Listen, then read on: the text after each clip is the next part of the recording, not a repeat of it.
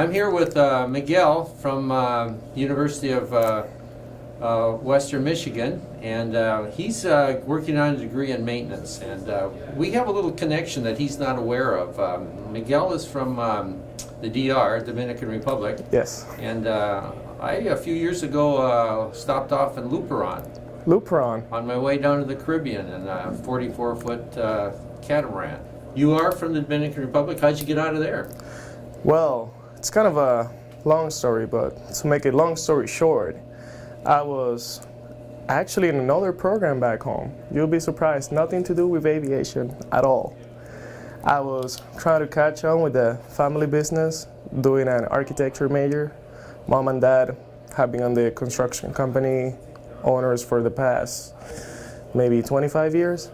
So, you know, it's like carry on with the business, carry on with the family, like, okay, sure. It's like when they have your future all set for you, all planned for you, and then you feel like super miserable going to class.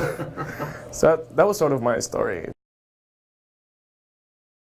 Okay. So started looking out to something towards my interests.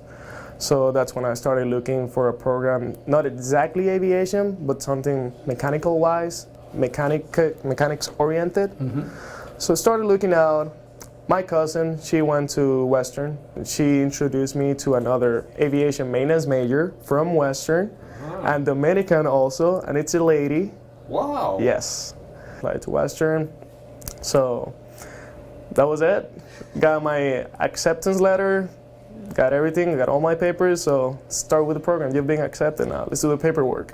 When I got here, I was lucky, because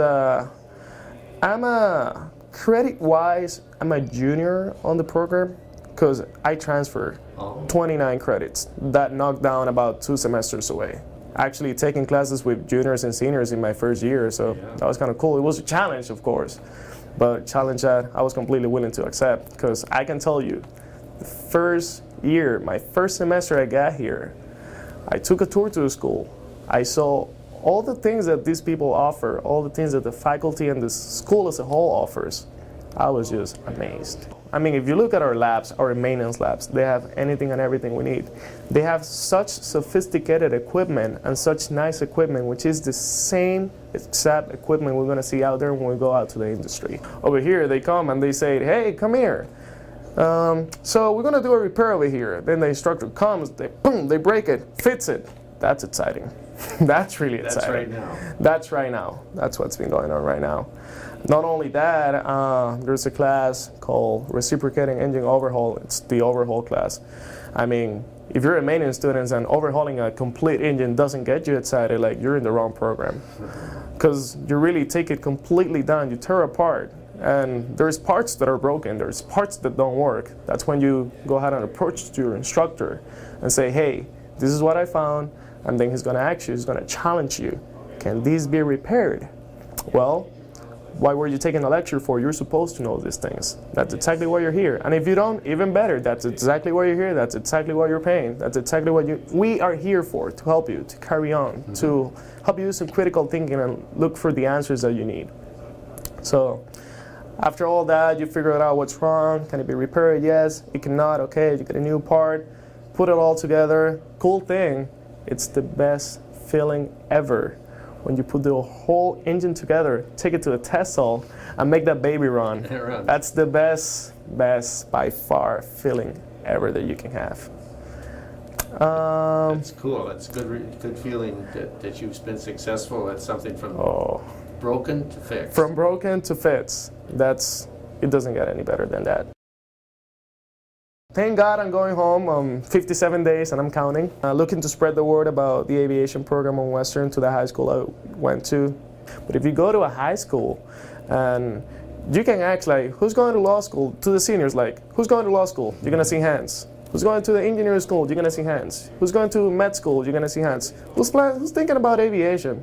What's aviation? Or things like that. All my classmates, I was in a small class, 27 students. They're all doing something, I don't want to say boring, but common. Either journalists, engineers, quite a few of them, They're in the business school, marketing, med school, aviation. I feel so proud to say I'm doing aviation. So that's my projection to the students. Like, hey, I was sitting down in the same chairs that you are 4 years ago. Look where I am right now. Look at the things that I have accomplished. And the great thing is all the opportunities that are being offered in the aviation industry. Because ever since only a year and a half here, I personally think I've done a lot. I mean, I've got positions as a vice president on the RSO. It's the Skills USA. It's actually a chapter. We're a chapter. It's because it's a national. It's a US-wise, nationwide, I will say, organization. So I got to be vice president of that. Also student ambassador for the school. That's the coolest job ever. Just like I said, a few years ago, I was sitting down there. I was not thinking about aviation. And why is that? Because nobody ever taught me into it. So it's hard when nobody actually teaches you into it. Right. And even if they do, it's even harder when, okay, this guy, he came and talked to me about aviation, but who's this guy? He's a business guy. Sure. Why would I actually follow him or get excited about him? But then you have somebody that's also a student, because I'm a student. The age is not going to be that far from maybe 4 years older than them, maybe 5. Right. So it's right there, coming all over from another country, accomplishes, doing all these accomplishments, going through these challenges. I mean, what's stopping you from doing it also? I want experience with the big guys. Not necessarily the airlines, it could be, but I want to keep on going. Because the more you know about what's going on out there, not only in the same area, because you got to get out of your comfort zone. I got out of DR, now I'm here. I want to keep on going. So my next step will be going abroad, another country. Maybe I've been giving it a thought about either the Middle East or Japan.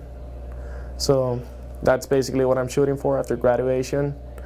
And in the long run, let's say the long-term goals, I have this friend of mine that we've been talking about setting our own company in the, I won't say near future, because first of all, in order to be credible to talk about something, you gotta have the experience. You gotta have a background to talk about it. In the long run, that'll be, I will say, my ultimate goal. Set up my own company with this really good friend of mine. He's also doing aviation maintenance. Okay. So that's the long-term goal. Short-term goal, finish my career, get my AMP, get my marketing minor, keep on going. Well, thanks for coming in, Miguel. I appreciate you taking the time out of your day. Thanks to you, Ted. Thank you so much. Thanks to you, Ted. Thanks a lot.